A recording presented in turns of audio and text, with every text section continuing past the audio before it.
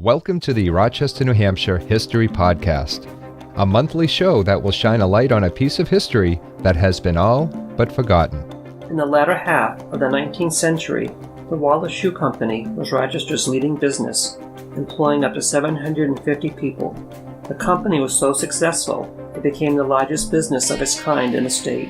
Wallace Shoes occupied more than 5 acres on South Main Street, in the area where Walgreens is now. They had 2 factories, and during the 1880s, these 2 factories were powered by steam engines. These steam engines provided the necessary power to run the factories. However, they were not safe.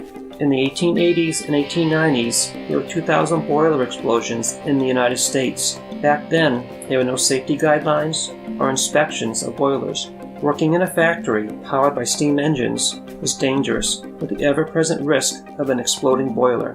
On January 18, 1884, the Wallace Shoe Company started what seemed a normal day at work.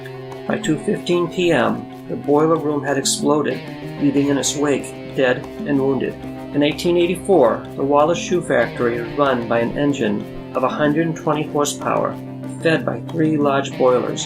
The following detailed account is a compilation from local newspapers.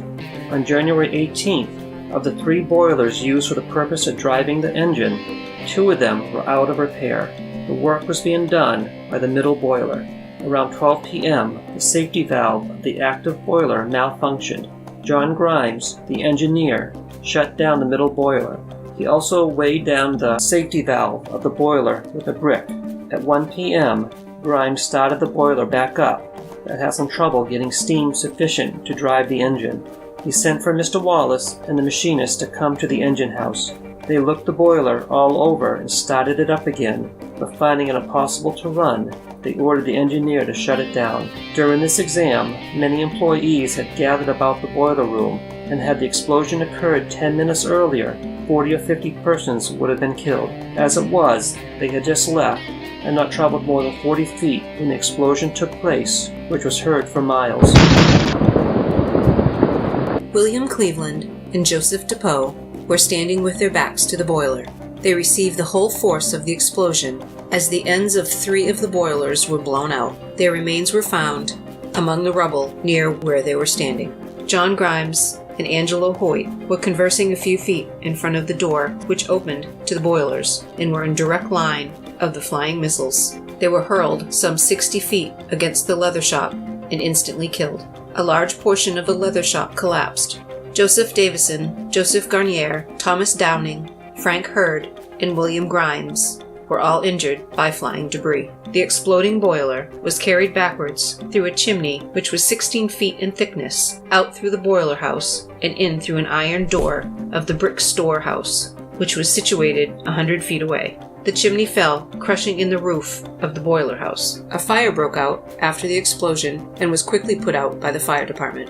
In a newspaper interview, Mr. Ebenezer Wallace said the engineer had worked for them since 1882, that he was competent and understood his business, but carelessly had let his water get too low, for which cause he blamed for the explosion.